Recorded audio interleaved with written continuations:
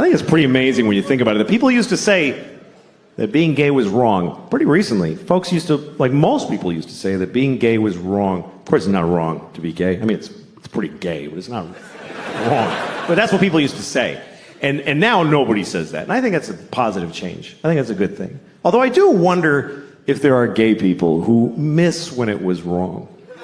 Maybe there's a few who miss when it was, because wasn't it a little more fun when it was like, this is fucking crazy? Like, didn't that give it a little zhuzh, a little... I could lose my job, oh fuck. Because now they're like everybody else, which is great, and they can get married, that's terrific, but is that fun to fuck your husband at your house? Wasn't it more fun to be in an old nightclub at 4 a.m, like, I'm breaking my mother's heart? Oh, yeah. I don't know. I don't even mean just gay people. Just some people like when sex is a little fucked up, you know? Some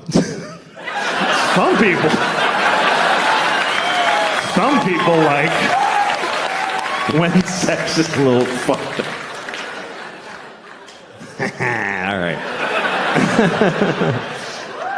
No. All right, you want to talk about it? Should we talk about it? Yeah, all right. I don't mind talking about it. Okay. Here's what I'll give you some advice. Here's some advice that really only I can give you. Here's my advice. If you ever ask somebody, can I jerk off in front of you? Just let me finish. Let me finish what I'm saying. Fuck. Okay. If you ever ask somebody, may I jerk off in front of you? And they say yes. Just say, are you sure? That's the first part. And then if they say yes, just don't fucking do it. Just don't do it. Because look, whatever you're into, okay? Because everybody's got their thing. Whatever your thing is, I don't know. You all have your thing. I don't know what your thing is. You're so fucking lucky that I don't know what your thing is. Do you understand how lucky you are? That people don't know your fucking thing, because everybody knows my thing. Everybody knows my fucking thing now. Obama knows my thing. Do you understand how that feels? To know that Obama was like, good Lord.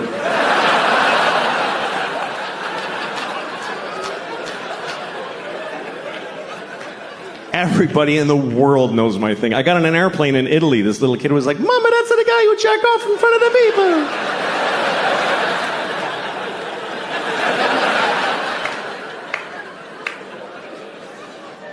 So whatever your thing is, I don't know what it is. Maybe you can't come unless you have your father on speakerphone. Whatever it is.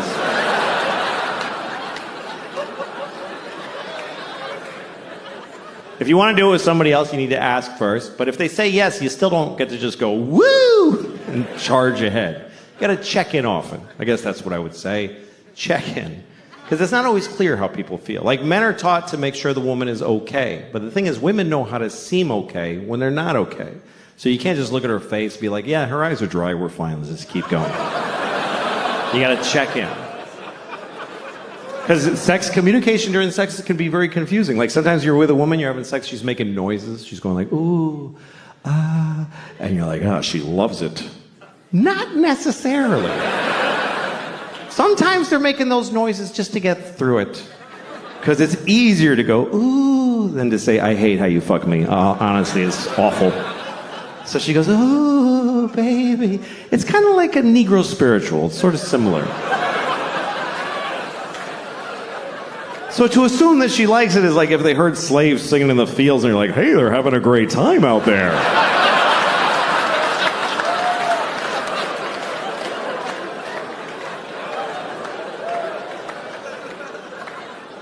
As far as my thing, I don't know what the fuck. People are like, why do you want to do it anyway? Okay, I don't know. I like jerking off. I don't like being alone. That's all I can tell you. I get lonely. Where is everyone? It's just sad. I like company. I like to share. I'm good at it, too. If you're good at juggling, you wouldn't do it alone in the dark. You would gather folks and amaze them.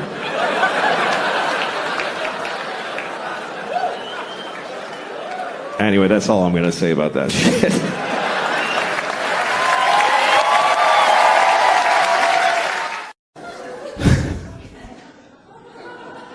I don't really have a shot with him, I think, because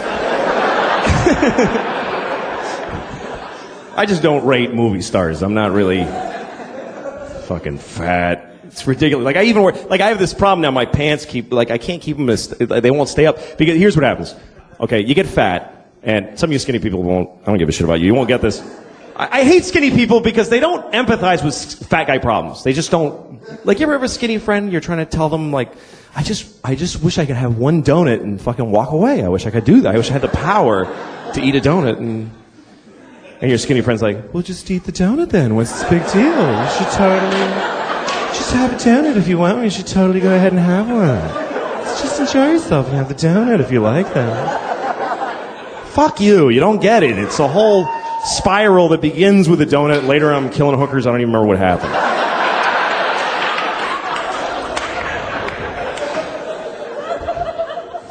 But so here's what happens. You get fat and your pants start to get tight, right? And then you get fatter because it's not like, oh, I'll stop eating now, you know? And then suddenly all your pants fucking hurt. Like, every pair of pants hurts. And then you eat even more because it's like, fuck it now, man. Who even cares? Fat shit. Fucking obsessed with food. I went to this fucking thing with my wife and kids where it was like the kids and their kid friends and just a house full of assholes, you know, that have kids. And I'm just sitting there fucking, I just want to kill myself, and I just want a bomb to drop on the whole house and take us all out. And I get in there, but then there's a plate of cookies. And like, as soon as I'm like, that's when I'm done. I'm eating every fucking cookie on that plate. That's what I'm here. That's what this all is fucking that. So, and you have to have a strategy, you know? You can't just fucking stand there and just fucking, you have to like sort of keep rediscovering the cookies, you know? You have to walk over and go like, oh, hey, so who brought those? That's cool. It's interesting. You do this. This means like, I totally could not eat it, but fuck, I'll just, I don't want to hurt people's feelings. Brought the cookie. That's interesting. Yeah, I can take it or leave it. Totally fucking radar back there. Okay, new people around the dish. Do it again. Hey,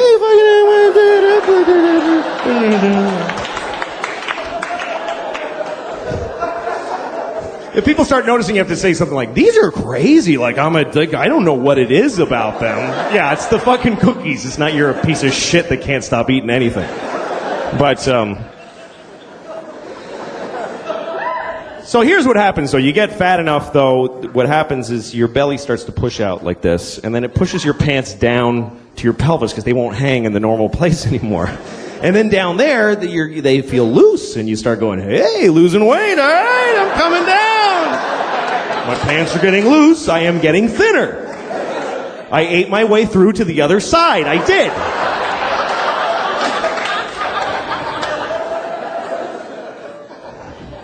I don't give a shit. I'm fat. Look at this shit. I don't fucking care. Look at that.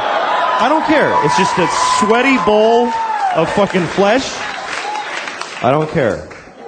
Look how fucked up this is, too. It goes right in. Like, it goes at a right angle. It hits my pelvis. It doesn't, like, slope back down. It fucking goes in and then back up. It's fucked up. Like, when I'm in the shower and I'm scrubbing like this, when I get down there, I gotta turn in like this. I gotta actually make a turn. I'm gonna fucking cut in, or the crevice gets fucking filthy. It's ridiculous. It is. It's like a theater seat. There's like fucking receipts and shit and popcorn and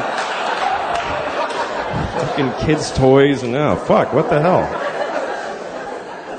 Because in places where that doesn't happen, people are just too free and fucking, they're just a bummer, you know? Like, I was once on Venice Beach and I'm jogging, and there's this guy rollerblading towards me. And he's got rollerblades on and just a thong. Just a fucking thong that's just grabbing his dick and balls and just fighting with it, going, stay in there. And then he's just totally naked otherwise, and he's got this Kenny G hair, and he's just rollerblading like.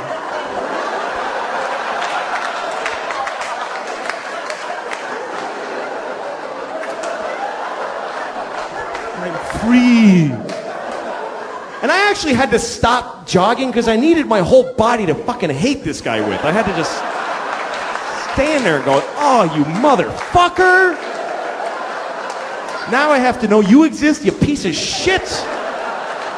Fucking go skate into an AIDS tree, you motherfucker.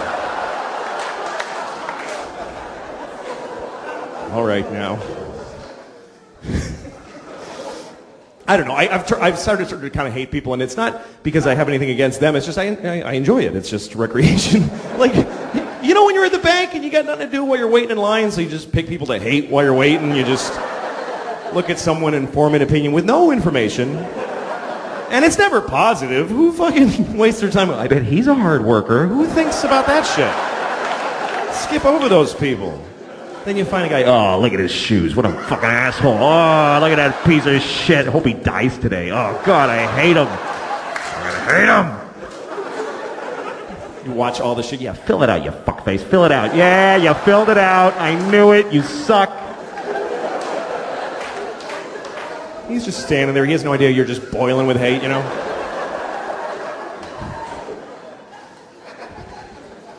I feel people hating me sometimes, you know, like, I was at the post office and I'm at the line, you know, it's one of those things where there's a long line and one window open. So everyone's just like, everyone's mad. But when you're in the line, you're in the hate group. You get to be part of the group and you're all looking at each other going, like a silent movie of impatient people, you know.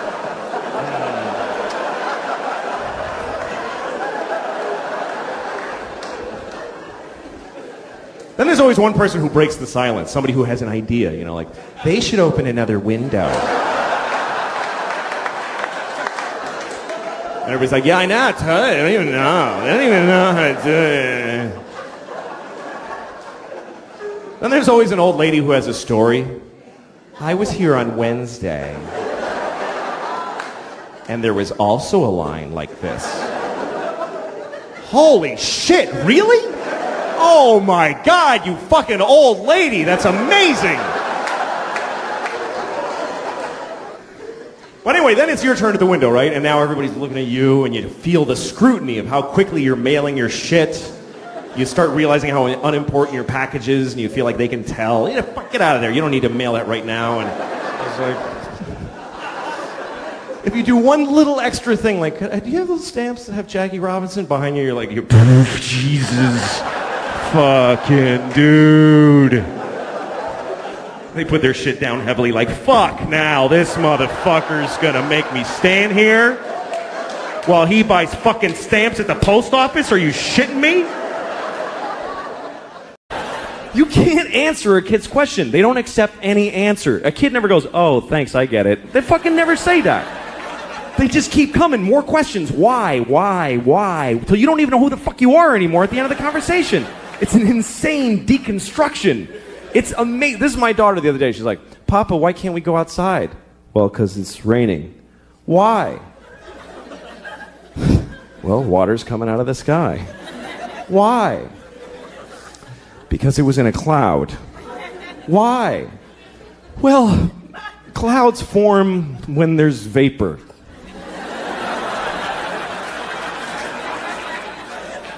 Why? I don't know. I don't know. I don't know any more things. Those are all the things I know.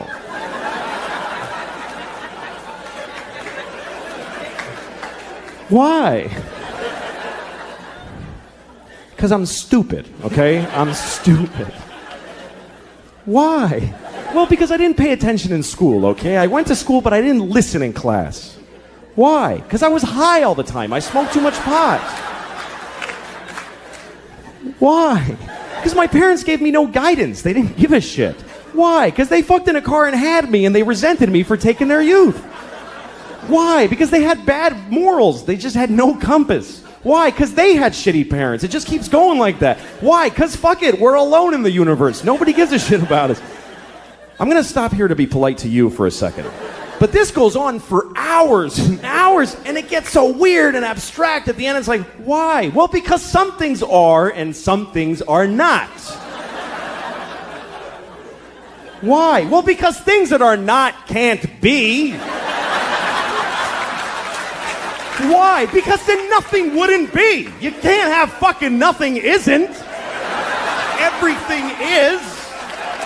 Why? Because if nothing wasn't, there'd be fucking all kinds of shit that we don't like, giant ants with top hats dancing around.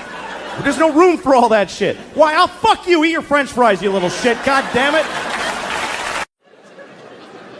I was in upstate New York in a small town, and I was standing in front of a drugstore. And in the window of the drugstore, they had a wheelchair on display in the window. Is that really an impulse purchase?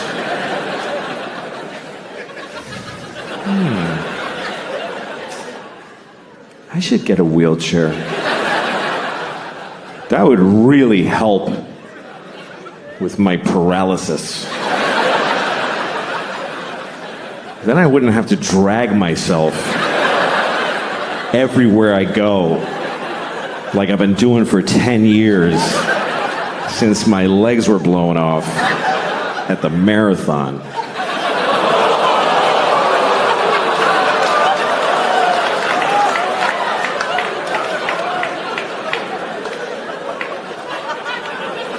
Okay.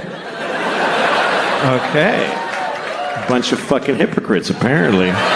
Because, let me point some out to you. Let me point some out to you, motherfuckers. You were just, like, seconds ago, laughing at a man with no legs crawling on the ground. You're just... And then at the end, you're like, oh, but not those particular legless people. No. We thought you meant just some asshole with a childhood disease who deserves to be laughed at. Not one of those. Now, we're laughing at all legless people equally. However you lost your legs. Ha ha ha. You haven't legs. And we've legs.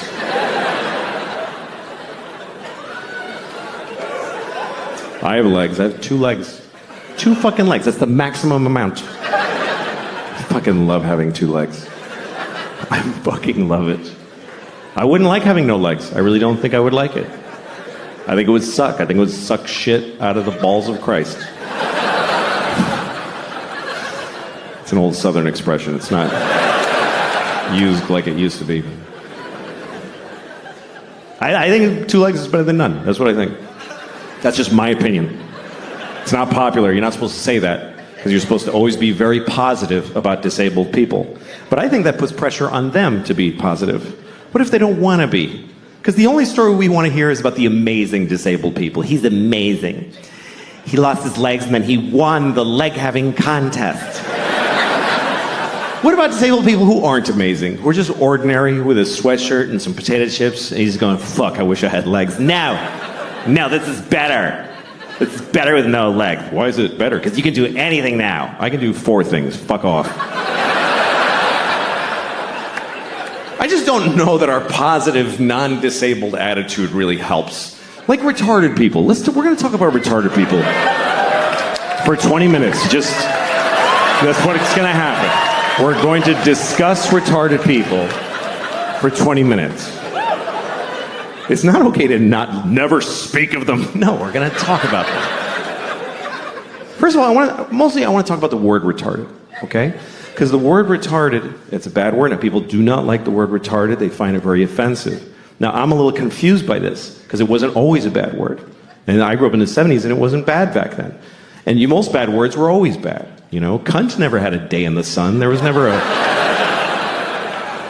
time where the Santa Claus at the mall was like, come here, you little cunt, tell me what you want for Christmas. And then in the 90s, we're like, let's lay off a cunt a little bit there, gang. No, we used the word retarded in the 70s. We used it to identify people who were retarded.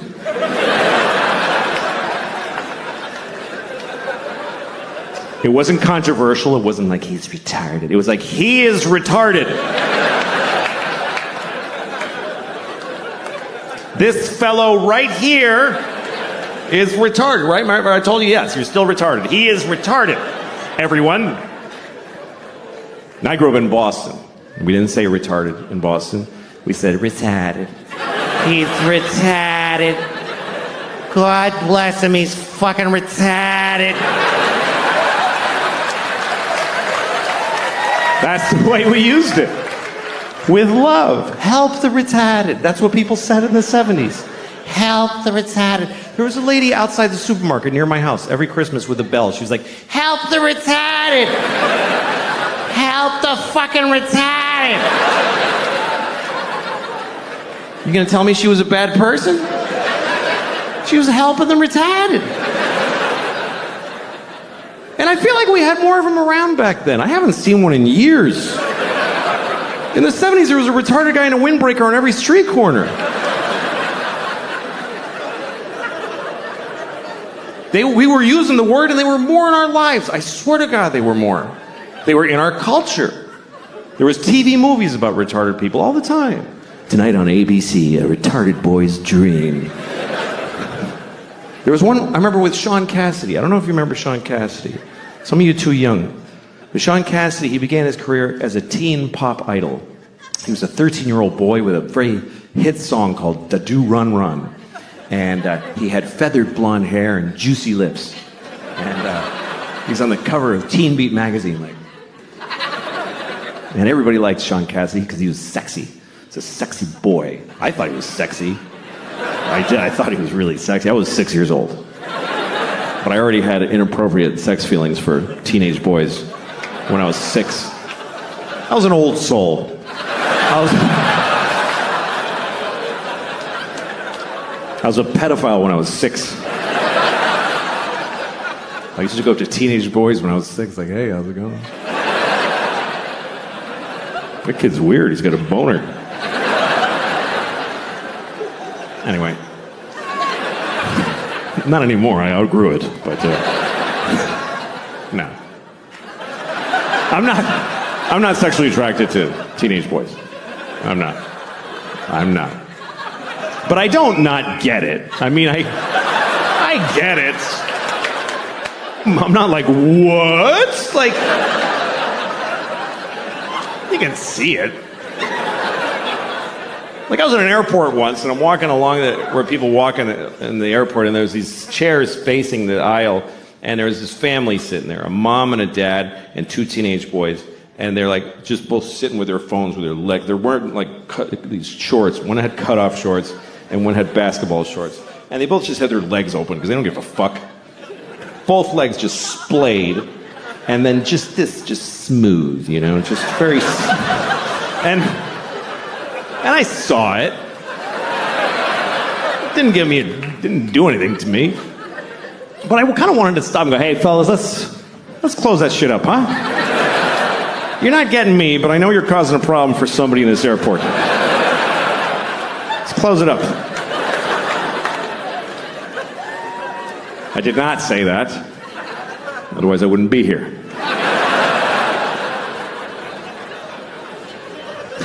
Anyway, let's return to the comfortable subject of retarded people, shall we? So Sean Cassidy. Sean Cassidy was a teen singer who then grew up. He was about 18. Now he was, old and gross. Nobody wanted to fuck him. So he started to act. And he had a movie on TV called Normal People, where he played a retarded man who wants to live a normal life. It was very inspiring, actually. And at one point, he didn't do like a big retarded character. He wore thick glasses. He talked like Elmer Fudd. That was the whole thing. So he goes up to the guy who runs the group home he lives in, and he says, I want to get a job. And the guys who runs it is like, Republican conservative. So he's like, you can't get a job. You're retarded,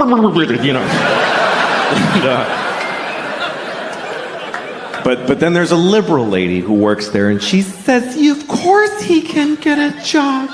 He's as good as anyone. So they let him get a job as an air traffic controller or whatever was available. And then He meets a woman who's also retarded who lives at the group home. He falls in love with her. It's a very nice love story. And he says, we want to get married. And the guy says, she said, but they're in love. So they get married. And then one day he says, we want to have a baby. And the liberal lady says, no fucking way. And they just shut them down right there. And that's the end of the movie. I swear to God, that's just how it ends. And the point of the movie is just, you know, hey, there's a limit. Like, that's, I guess, what the point of it was. And that's pretty intense. But hey, retarded people were on television. We were talking about it. We were dealing with it. And they said the word retarded about 50,000 times in the movie. Now we don't say the word, and I don't see them anywhere. I guess that's my problem with it. And also, the word is not basically a bad word. It's a medical term. But it became a bad word because it's used as an insult, really. Not towards retarded people. Nobody does that. Nobody calls retarded people retarded to insult them. What would be the point of that? It would be like going up to a chair and saying, you're a fucking chair. Like, what are you doing? No. People use it on their friends. Like, you're at a bar, your friend's like, I don't have any more money for beer. And you're like, you're fucking retarded. Do you know that? And in that moment, no one retarded is insulted. They're not. Do you know why? Because they're not there. Because we don't include them in our lives. They're not at the bar. How many of you have a retarded drinking buddy that you hang out with? No, you take them to the zoo when they're little and then fuck them.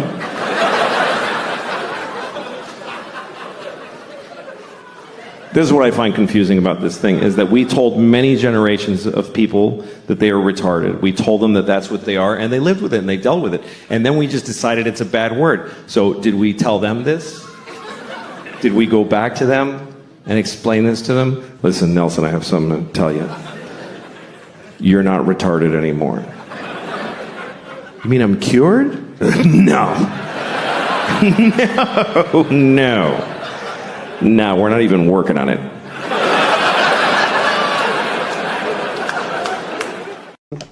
Look, I think Trump is more from my world than he is from politics. You know, he's one of us. He's a showbiz guy. He's an entertainer. He's an entertainer. So I feel like we're responsible for him. Yeah, but you know what I hear? I hear this making his way into your routine.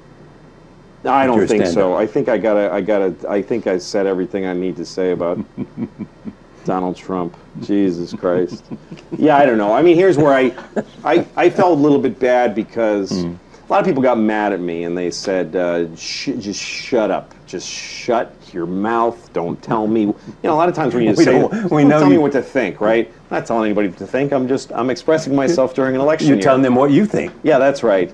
But I did come into their lives through the funny ha-ha door, and then I took a big political serious on their table. So I get being irritated. I get it. I get it. I get why people would be irritated with my having written that. It's not what I do best. It's not what I'm known for. It's not what I'm asked about.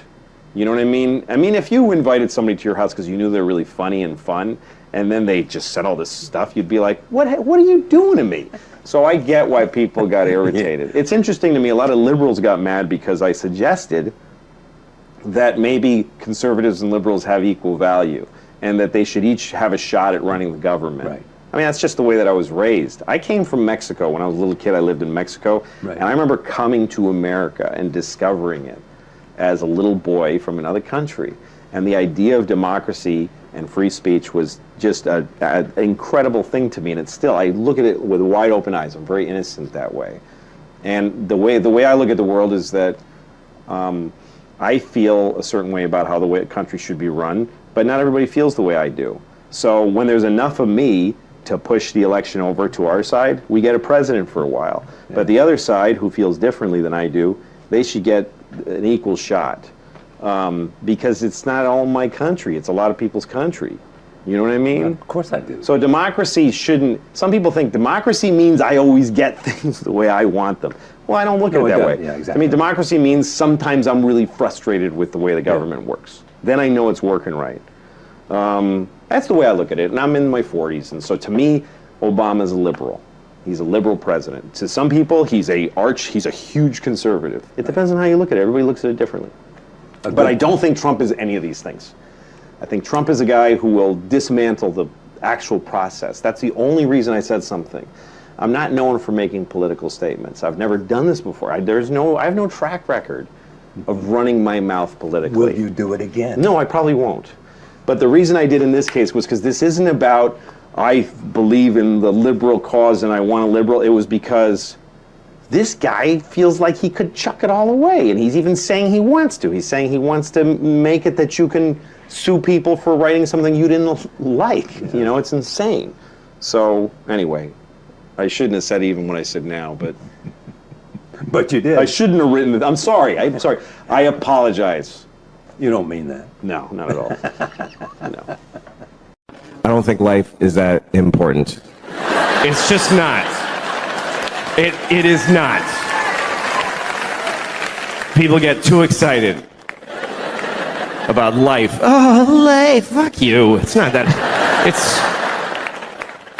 Make a list of every shitty thing ever that's in life. Life is okay. I like life. I like it. I don't need it. I'd be fine without it. I like life, though. I do. You know how much I like life? I have never killed myself. That's how much I like it. That's exactly how much I like it, with a razor-thin margin. I like it precisely enough to not kill myself. It's an option, though. It's totally an option. I mean, I'm 49. I have 2 kids. I've flipped through the brochure a few times. I've thought of killing myself just to win an argument. You're not supposed to talk about suicide. Even to your shrink. You ever go to a shrink and they're like, have you had thoughts of suicide? And you're like, no, because if I say yes, you'll press a button and folks will run in and hold them down. But you should be able to talk about it. It's the whole world is just made of people who didn't kill themselves today. That's who's here. Is all of us that went, okay, I'll fucking keep doing it. It's because it's an interesting thing about life. Life can get very difficult, very sad, very upsetting, but you don't have to do it. You really don't have to do it. You don't have to do anything. You never have to do anything because you can kill yourself. If they send you a letter from motor vehicles, you have to come in and, no, I don't, I'll kill myself. You can do that. You can do that once. But you can do it.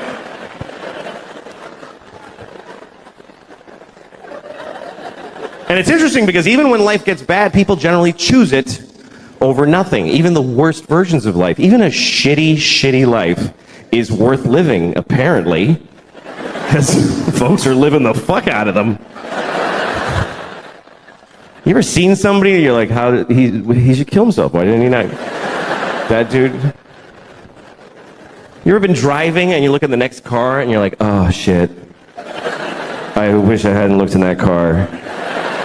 That was difficult to glance at, let alone being it. Just a guy in a tan car. Nobody chooses tan. Nobody picks tan for their car. They give you tan. Is that mine? Yeah, it's yours, fucking loser. Made it tan. They shouldn't even make tan cars. It's mean to make them. You look over, you see a guy in a tan car with just dents all over it and a garbage bag for a window.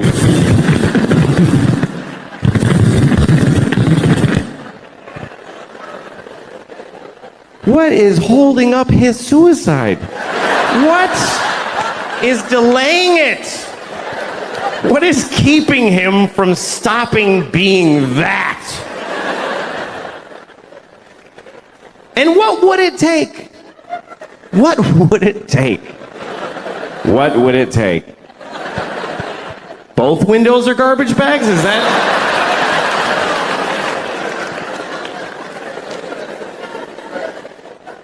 Seriously, do you know how much misery is involved in a garbage bag for a window? Do you know how many separate moments of shit misery?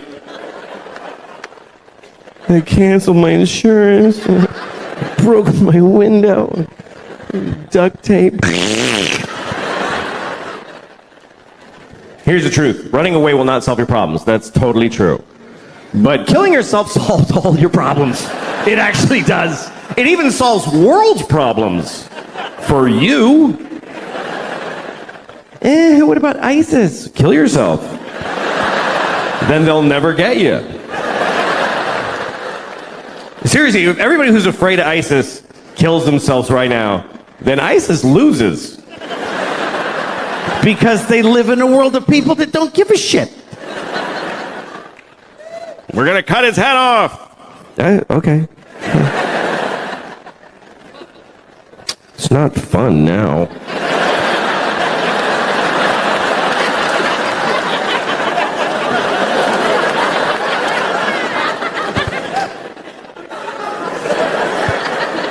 I think the worst part of being beheaded the worst thing about being beheaded is that you look really dumb right after. That's the worst part.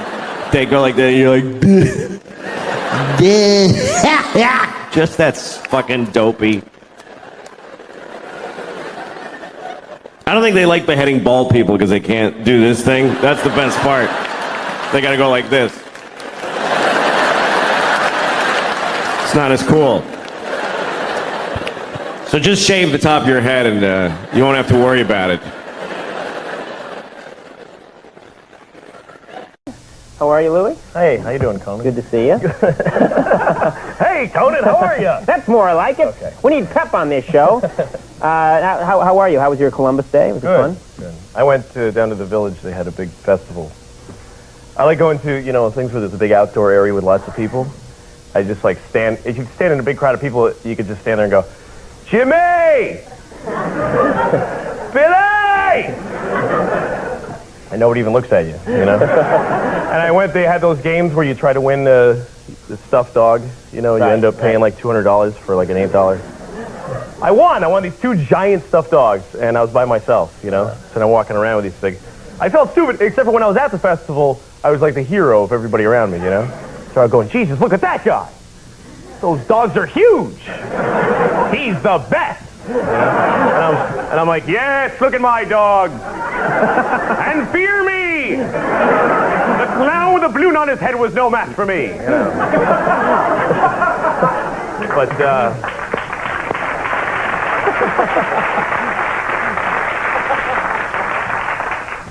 But, but then when you get farther away from the festival, people start going, what's with the idiot with the giant dog?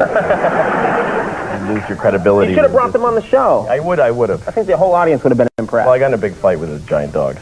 They have an attitude, Yeah. That can happen. Louie, we've known, how long have we known each other? About 4 years now or something, since you first started working on the show. You're an ambitious guy and everything. You are. You're a very talented guy, an ambitious guy. I want to know, Louie, seriously, just talk to me. What are your goals? What do you want out of life? Yeah. Well, I'll tell you what my plan is. Okay, this is what I want. This is my dream. I want to change my name first, from Louie to Farty McCrablice. That's going to be my new name. All right. And then, once my name is Farty McCrablice, I'm going to go and cure like a really important disease. Because then everybody has to like say my name with joy, And Dan Rather will have to say, today, Farty McCrablice. He may refuse to say it. I don't think could be a more admirable goal than that, Louie. That's all I want. Have a little time to kill. Go up to somebody you don't know and just start a conversation. Just any conversation? Well, the fun way to do it, don't start the conversation in the beginning. Just start it in the middle. Try it. Just like walk up to a guy in a store and just go, yeah, well, how do you think I feel? Just knock on your neighbor's door when they open it, just go, so that's why he was being like that. But wait, do you like talking to strangers? You enjoy that? I do. It's weird in New York, though, because you never know who you're talking to, and you don't know what kind of person they are. Like, have you ever been talking to somebody, and it's a stranger, and it's just, you think you're having a conversation, and then you realize that you're talking to a guy who's just nuts? It's like, he's completely crazy, but you don't I got on the subway once, and it took a long time the subway to come, and me and this guy got on. And he's got like a suit and tie and a briefcase, and he looked all right. We're sitting there, and he goes, "Wow, I thought the train would never come," you know. And I was like, "Yeah." And and he says, "Well, it's hot. It's brutal." And I was like, "Yeah, it's hot." And then he says, "Yeah, I didn't even shave today." And I didn't know what that meant. But I was like, "Yeah, it's hot. Yeah, I didn't shave." And then he says, "You gonna tattle on me?"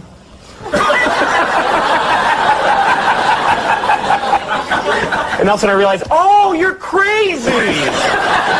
You're nuts! Oh, I'm sorry. I thought I was having a conversation with a guy. And he had a briefcase, like that means anything. It's probably filled with parts of his mother or something, you know? You need something to carry it in, you know. Well, I would think, you know, especially for you, you're a writer, you're a comedian, you would want to feed off the craziness here in New York. You know, you would like that. Well, it makes it hard to be just civil that everybody's nuts because, like say you see somebody and you want to help them out on the street, you're afraid to help them because they'll think you're nuts. So you just go to hell with them, you know, let them suffer. Because what happened to me, I was getting off on the subway. I was getting off the train. You're on the subway a lot. I am. I spent a lot of time in there. Where they closed the peep booths. I have nowhere else to go now. But I got off the train, and there was this old lady getting off in front of me, and she goes to the booth, the guy at the token booth, and she says, "Excuse me, how do I get to Canal Street?" I just happened to notice that she asked him, and you know, and the guy in the booth's like,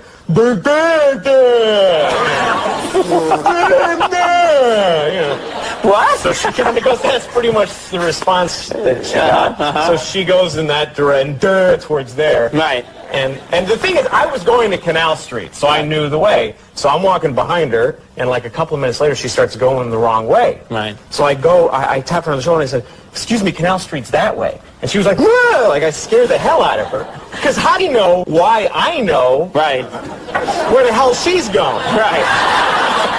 I'm just some guy who, hey, it's Canal Street, you know. So she's like clutching her purse and she's all weirded out. And I was like, no, I heard you ask the guy, please, just Canal Street's that way. You shouldn't go that way. And she's like, okay. So she starts going, and here's the thing. I have to go there too. But I can't like follow her now, you know, hey, go to Canal Street, you know, I can't like walk behind her. Right. So what I did, I just didn't go. I just changed my whole day. I should have just stabbed her. Yes! That's what you should have done. Get on with my interview. Oh, I had a dream last night. I had a, can I tell you about it? Yeah, go ahead. I had like, it was a gay dream. And I didn't know I was having a gay dream. It was, okay, here's what it was. I was at a cafe with a friend of mine, and in Italy, we're like in an outdoor cafe, and we're having like espresso or something, and these two Italian boys come up like on scooters, you know, and they go, they say, "Come swimming with us. We're going swimming. Come on." And it's a dream, so we're like, yeah, what the hell, we'll go swim with these kids, you know, why not? So I get on the back of the kid's scooter, you know, we go into the mountains, and we get to this beautiful lake, and they take their clothes off and they start swimming, and they go, "Come into the water, don't be afraid, it's beautiful, come and swim with us." So me and my friend are taking our clothes off, and I asked him, "Is this gay to swim with Italian boys?" And then my friend goes, "No." Right. I was like, "Yeah, you know, you're right." So I'm making out with one of them.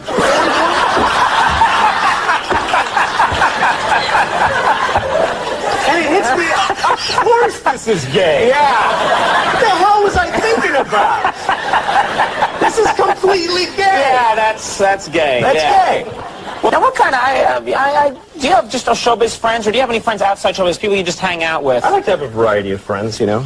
People in showbiz are just one kind of person, but like I have this friend who tells stories a lot, and like have you ever had a friend who tells a story and it's really long and they don't know that you just don't care? Have you ever had a friend who's just a complete idiot? Have you ever had a friend when you just look at them and go, "What? I hate you. I hate you."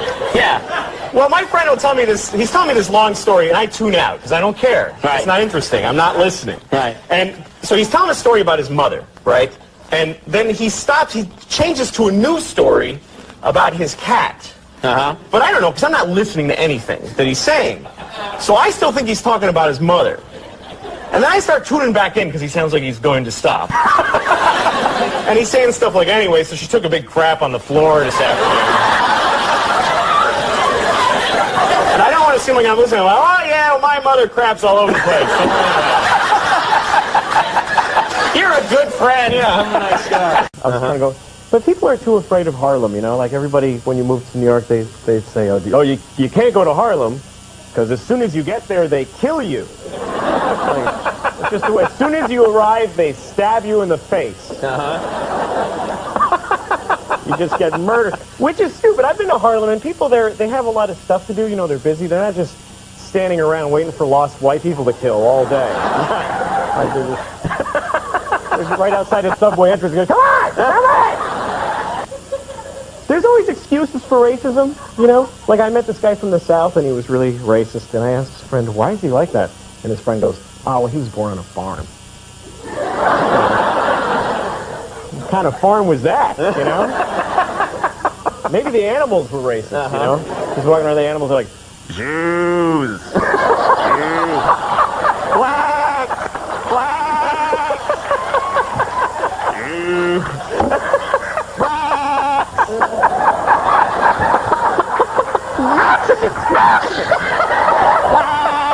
Jews!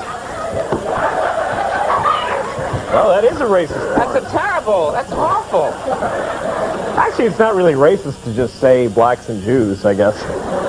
Just to say. Just to say it. Yeah, although it wouldn't be really cool to like stand on the subway platform and just go, blacks and Jews! Blacks and Jews! I'm not being racist. I'm saying blacks and Jews! Blacks and Jews, blacks and Jews! Blacks and Jews! Blacks and Jews! It's okay! Blacks and Jews! And Slap, I understand you do some impressions. Is that right? Now, we yes, gotta get on some impressions. All right, here's one. This is my impression of a guy with really bad eyesight. All right, just a guy with really bad eyesight. Is that a pig? Oh, no, it's a glass of water.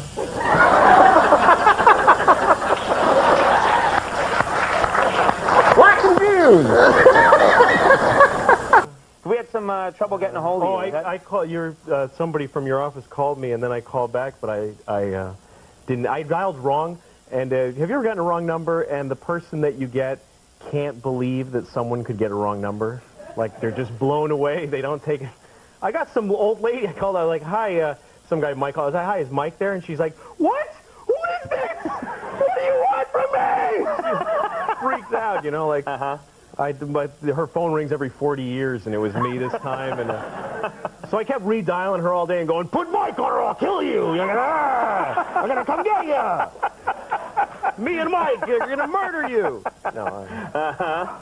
I used to always like when the phone rang anytime, but now it rings like 20 times a day, and it's solicitors and stuff. And I got that call today where Hold calls you. Have you ever gotten a call and, hello, this is an important call. Please hold on. And I'm in my house. I'm on hold. I didn't call anybody. Anyway, it was my mother because she works for MCI and she's trying to get me to switch. And no, you know who calls me every day though? AT&T calls me every day, and they're like, "Hi, this is AT&T.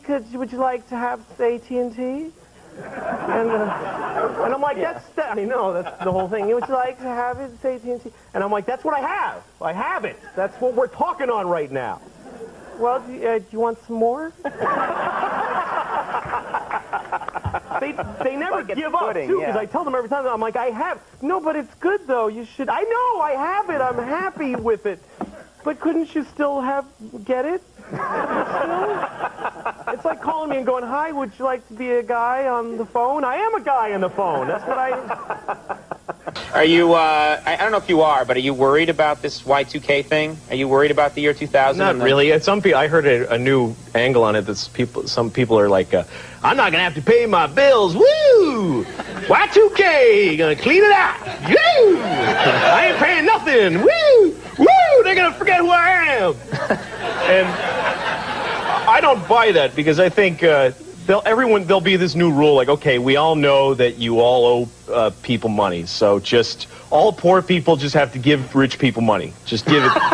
It's like $100 a week. Just give some rich people. That's the system they're going to come up with? Yeah. This is a very cynical, almost political view from you. Are you leaning that way? Are you going to become one of those political comedians? Not really. No, I don't really care about anything. But, Good. yeah. Well, I think people are too quick to... People love to tear stuff down just because it's fun to get angry, you know? Like, you hear people, like, agreeing on the most insane... People, like, oh, yeah... I hear people say, like, yeah, doctors suck, man. Who needs And everybody around them goes like, yeah. Yeah, doctors can kiss my ass. What are you talking about? Doctors are good. Yeah, the post office. The hell with the post office, man. When people are like, yeah. Yeah, the post office sucks. It's like that, you know that old 60s song that, you know, sign, everywhere, sign. Remember that song? Yeah, the guy got really mad at signs. Right. You know, it's like... The whole song, he's like, breaking up the scenery, breaking my mind. Right. You know, it's like, oh, okay, well, no more signs then. No more stop signs, take them down. Who needs those, you know? They're breaking my mind. Yeah, they're messing me up, you know?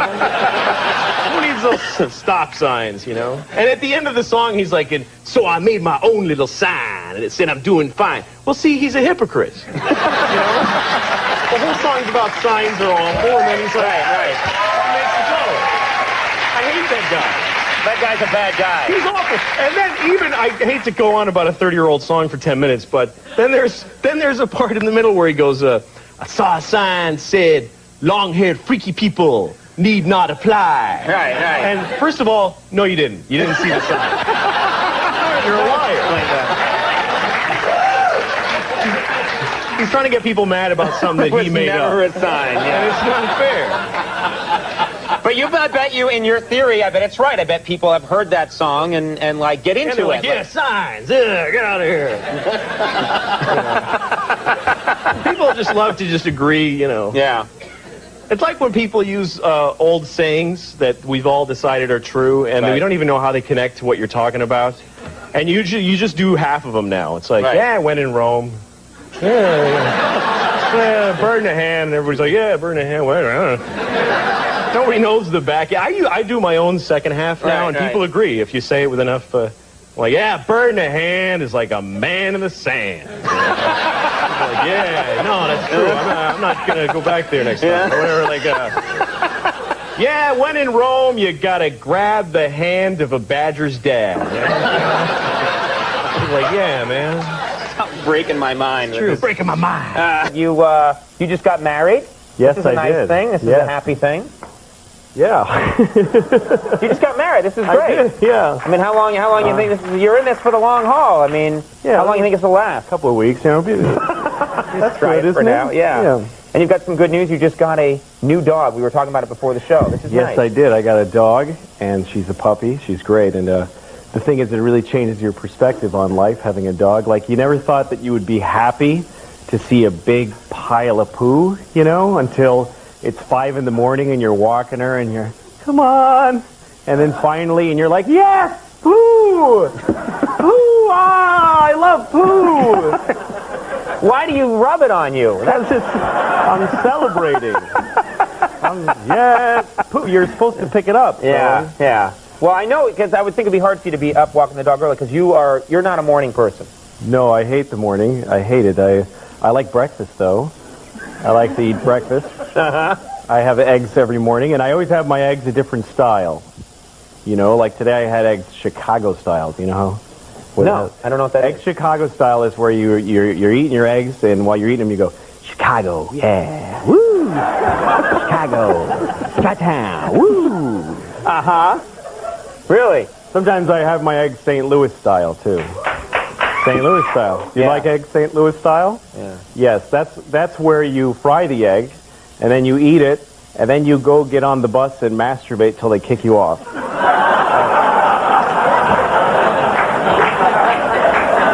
You like that kind, right? Those people that were applauding ain't applauding now. No? That's when they were like, yes, we're coming. What? You got them. You've been on the road? You've been traveling around?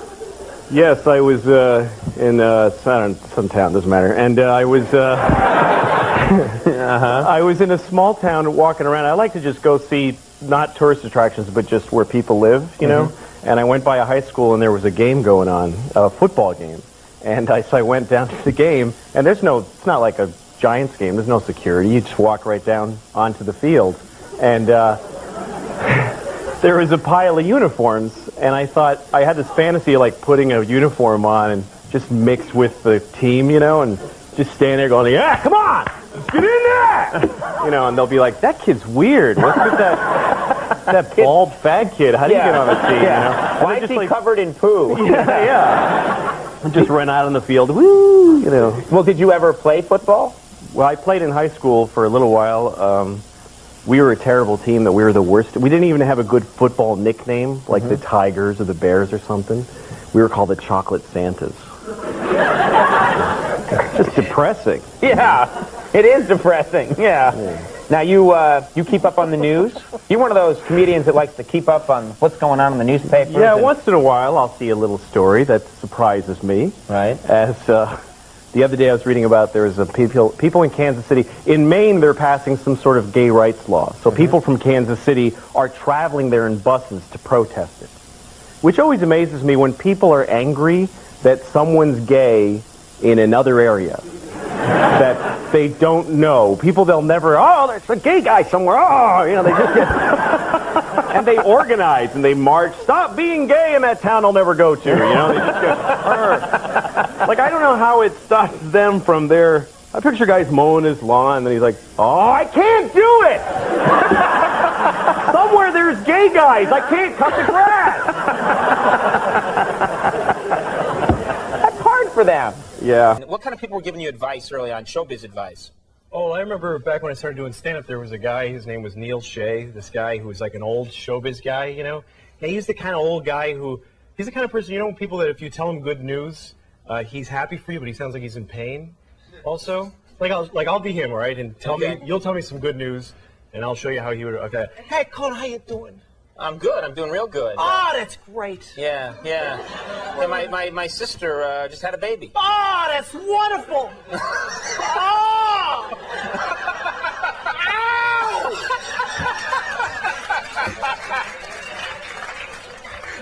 He was like that. Anyway, so that guy he like kind of, all the young comics liked this guy, and he used to give us advice. And he had this thing he used to say, you gotta remember the 45 P's of success. Yeah, usually it's like the 3 S's or something. Right. The 45 P's. He was like, the poise, personality, perfection, point at things you want, put yourself in better places, pretend that you're successful, paint a picture of nice things,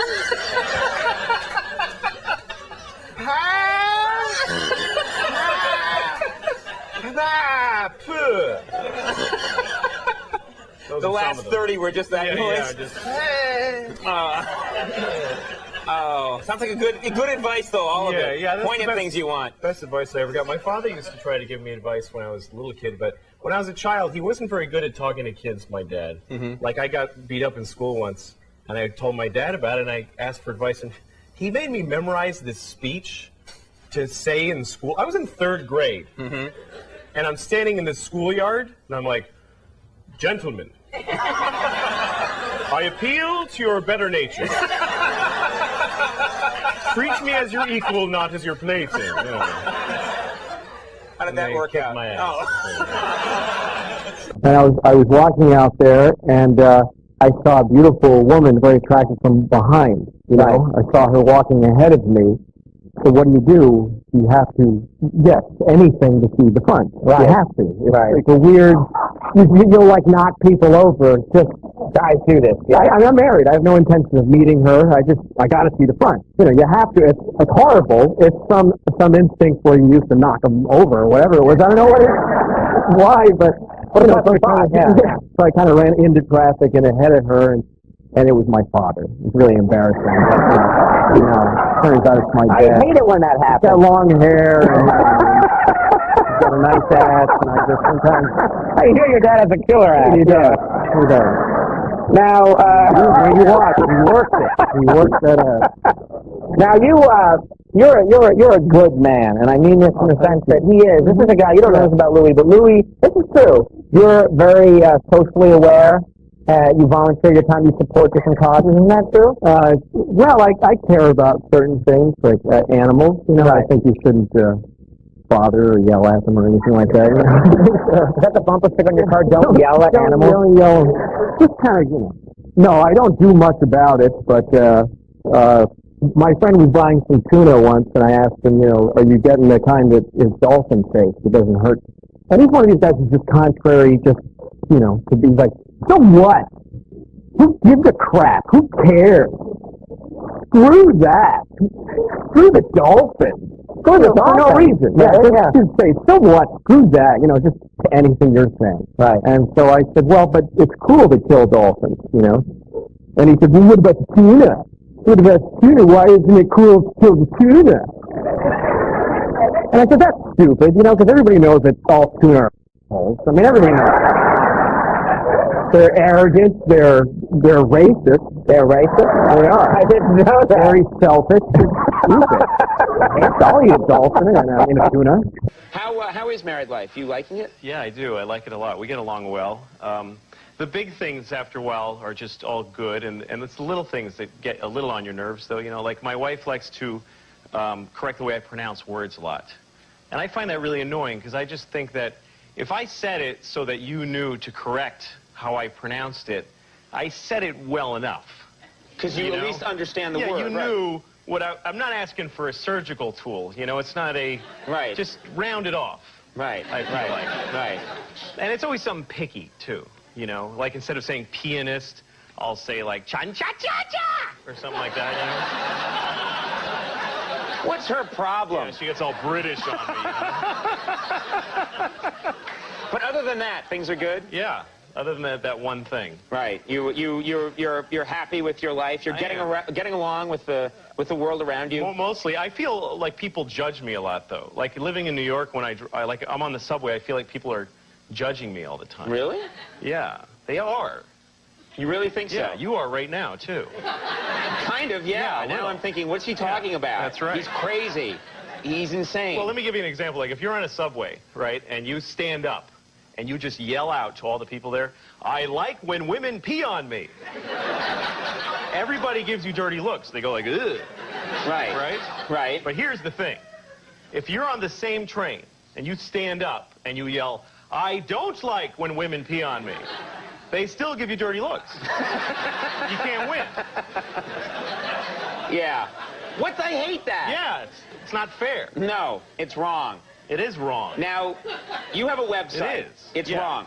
But they know that now. Yeah. You have a website. Thanks. Yeah. Louis C.K.'s Bad Jokes. That's right. Well, it's called louisck.com, and there's a lot of things on it. One of them is that I've started to write bad jokes, because I've been making a living writing good jokes and telling them for a long time, and I thought, what if I go the other way and write them as bad as possible? Okay. So if you go on my website, louisck.com, you can hear. I'm going to read a couple to you. Because you think there are people out there that just want to hear the worst jokes. Yeah, they do, and people hate them. I get hate mail. Right. These are horrible jokes. Right, right. You suck. I hate you. Right. But since I put them on the site, I got a spike. I get so many hits. It's unbelievable. This is great. Because people want it. They go, ah! And then they read another one. Ah, I hate that one, too. Right. And they just really love it. You're really onto something. Yeah. Can we hear it? Okay, so here's a couple. Okay. Why can't a soldier look wistfully across the ocean? Why can't a soldier look wistfully across the ocean? Because there's no gays in the military. Yeah. Yeah. That's right. Yeah, eat that. Yeah. Yeah. That's right. Yeah. Okay. What do you call a lesbian who drives in a Ford Windstar full of penises? I have no idea. What do you call that lesbian? A Dick Van Dyke. Oh no, that's no good. That's no good. Now you like that one. That's no good. Yeah. People, and you know what? People desperately wanted to hate that one. I know. But it had such quality that no. Well, and here, okay, so this one, they're going to hate this. Okay. And this one's just, this isn't even like a grown, this is just like, oh my God, that's bad. Yeah. All right? I'm glad you're saying this ahead of time. Okay. What do you call a dog that doesn't lick his balls? What do you call a dog that doesn't lick his balls? Yeah. A dogsn't. See? It's so awful that they just go, oh no, that's just bad. You know, they can't see it at home, but a lot of people just filed out and left. That's right, they're all gone. We're just adding crowd noise now in editing that we got off an old F Troop. But Dick Van Dyke. Dick Van Dyke was good. Yeah, that was excellent. Okay. And I'm curious, I know that you talk about your child. How old is your child? She's 2.5. And she's talking. Oh, yeah. I have a 9.5-month-old, That's not great. saying anything yet. No. Or we're not listening. Try to keep it that way. Yeah, right. So if your child's speaking, I'm guessing in some ways it's got to be a little harder, right? Oh, yeah, well, because she doesn't talk like normal people, you know? Right. Well, like the other day, she wanted to say, excuse me. She says, accuse me. Like, that's not even close to meaning the same thing. Like, I'm a psychic. Like, I know with that. Accuse you of what? That you can't talk? Yes. No, she's full of it, because, like, seriously, you don't deal with this every day. Her favorite song is the alphabet song, right? But she doesn't call it the alphabet song. She calls it A, B, C, D, E, F, G, H. Like, she says the whole thing and thinks that's the title of the song. Right. Like, she'll say, Papa, I want to sing a song. What song do you want to sing? I want to sing A, B, C, D, E, F, G, H, I, P, Q, R, S, T, V, W, X, Y, and Z. I'm like, well, don't bother now. Because you ruined it for everybody. Wow. You have the gentle touch. I think that's Yeah, well, I important. love her, blah, blah, blah, but, you know, come on.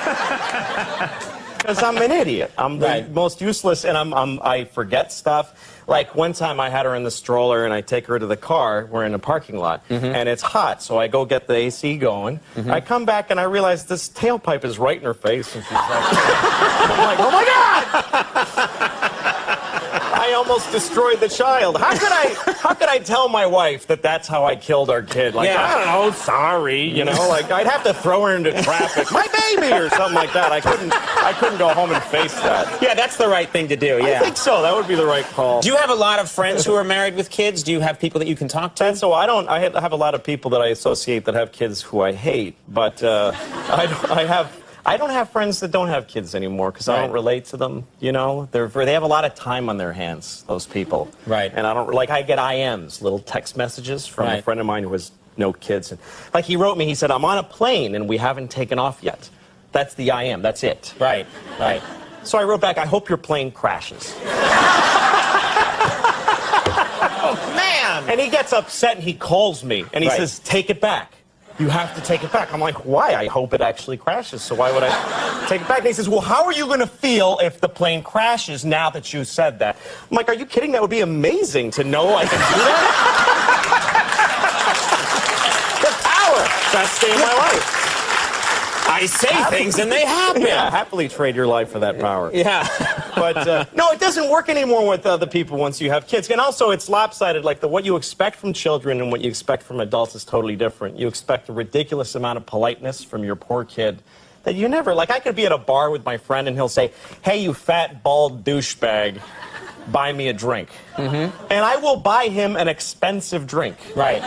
That's just the way you talk to each other, Yeah, but I'll be in the kitchen with my daughter, and she says, Papa, I want water. And I go, and how do we ask for water? Do we say please when we ask? She's like, hey, I'll die of thirst if you don't get it. I can't reach the glasses, you idiot. Get me the water. It's not fair. Now, do you think you're a good parent? No, Being objectively. No, I'm awful. Because you don't turn into this great person when you're a parent. You just you're a jerk who has a huge responsibility now. And I lie to my daughter, like, shockingly. She's 4, and I've lied to her. What kind of lies? Well, what are you like the other day, I was eating these chocolates. Somebody sent my wife these chocolates, and I'm not allowed to ever have them. But they're just getting moldy. She won't eat them. Right. So I'm eating them. Right. So I'm in the pantry, and I'm just, I'm not even enjoying them. I'm just going, screw her, I can eat these, Like, I'm not, it's a totally self-defeating moment. Sure, yeah. But I'm eating the chocolates, and my daughter catches me. And she says, what are you eating? And I said, these are black tomatoes.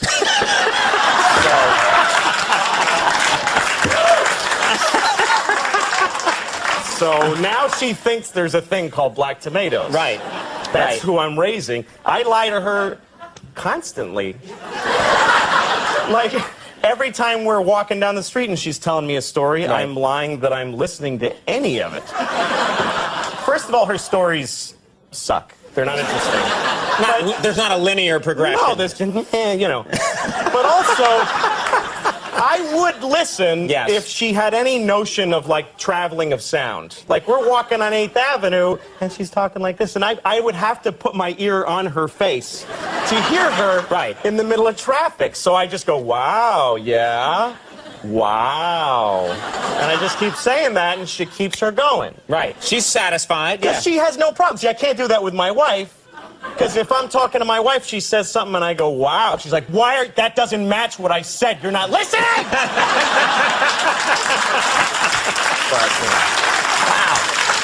I was actually listening. What, I do that during celebrity interviews sometimes. Sure. Wow. Sure. What kind of parents did you have? Because they always say that can have, that can be important. My parents worked very hard. They both worked, and they didn't pay much attention to what they were doing, I don't think, because, like, they sent me to camp when I was in 3rd grade. And this is a true story. They sent me to camp. They didn't think much about the camp. They just picked one out of the phone book. This is true. They looked up a camp quickly in the phone book, didn't look into it, and just sent you there. That's an absolute true story. Camp for retarded kids. True story. I'm not lying. Seriously? I'm not lying. Oh my God. I went to camp for retarded kids because my parents were very unthorough in the research. They were not, they didn't, vet the situation And properly. I'll never forget the moment I arrived there and I look around and I go, oh my God, I'm retarded. No one told you. How would I be the only kid who's not? And I guess I figured that's how they tell you. They just send you, and you show up and you go, oh, I'm retarded. Oh, well, here we go. Get this. Oh, my God. I was with one really hot woman once, and she got very drunk and slept with me. And the next morning, I remember her looking down at me, and she was so horrified. And she just looked at me like, ugh, like I feel like she had felt like she had raped herself with me somehow.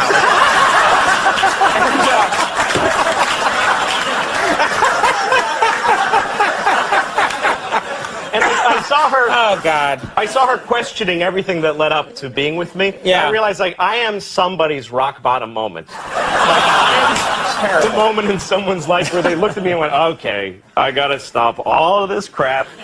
I gotta reconcile with my dad. I gotta go back to school." No more crystal meth. Yeah. That stops now. Yeah. Well, let's talk about something cheerful then. How was your Father's Day? Father's Day must have been? Well, yeah, I got to spend it with my kids, which, you know, Yahoo.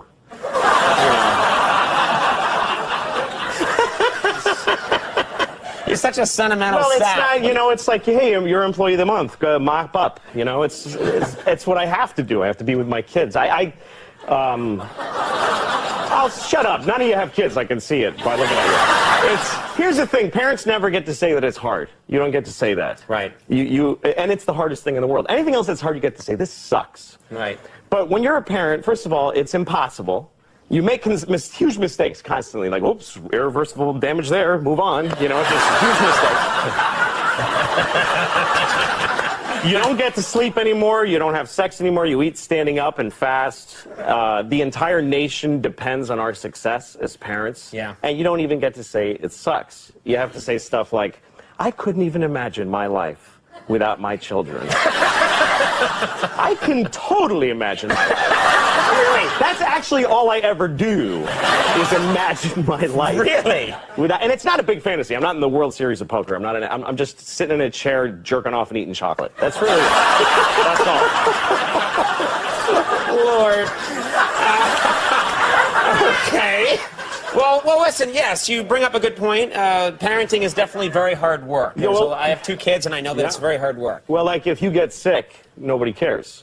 You can't call in sick to having kids. Right. As a matter of fact, if you get sick, your spouse hates you for being sick. Because it's just making their life harder. And I'm the same way. Like my wife, one time she's like, I have diarrhea. I had diarrhea all night. I'm staying in bed. And I'm like, let me see it. I want to see the diarrhea.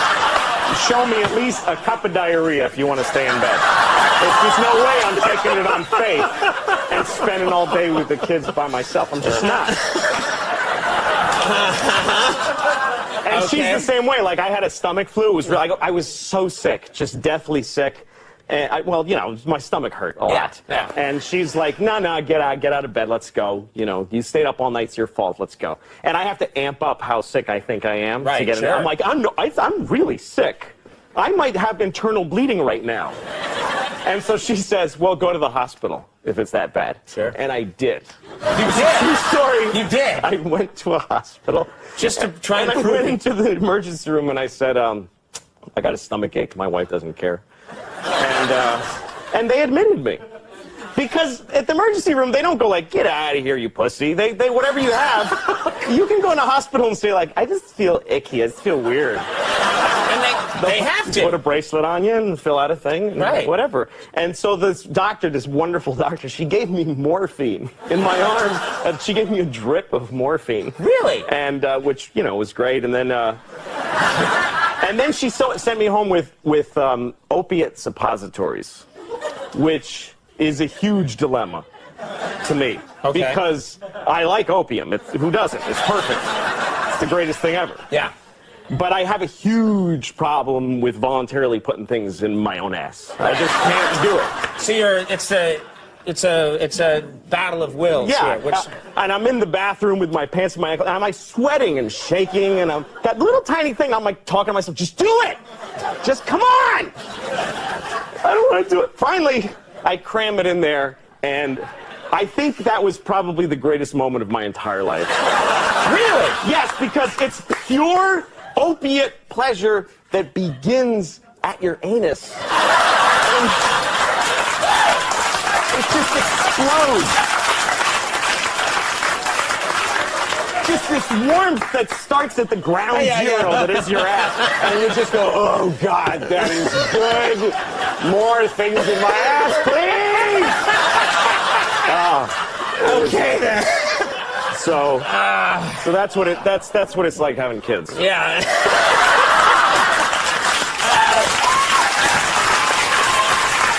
Yeah. That's the polite thing to do, because when people ask you where you're from, they don't really want to know. Yeah. They just, because you were standing there looking needy, and they had to say something in your face. So where are you from? Yeah. But I hate when people try to explain where they're from. They're like, well, technically, just make a noise, just exhale. Nobody. I don't even listen when people. I'm like, where are you from? I'm done. You could have said Hitler's vagina. I don't care. It's not. I'll just go, okay. What parts? I don't care. But There's vagina. yeah, it's like, sounds like a name for a hairpin turn on some roads. He lost his Chevy on Hitler's vagina. But anyway. I met a guy recently in Boston. I said, where are you from? And he goes, well, I was born in East Medford, but then we moved to North Medford. I'm like, I hope you die in South Medford. Why would you think that people want to know about your family's migrations within the town Of Medford. Like, what? Was your dad in the Army? Is that why you moved around Medford so much? What was it like when you first saw snow in North Medford? Did you have to change money, you fat idiot? He's fat, too. I hate this guy. When you carry, I knew him for 10 seconds, and I just carry hatred for him. Even after all this time. All this, like, I'm in the shower, just, Medford idiot. I'm like scrubbing my ass. Like, my ass is raw because I hate this guy so much. I'm like, Medford, just say Medford! Let's talk about happier things. How are your children? You have children? Yeah. Ugh.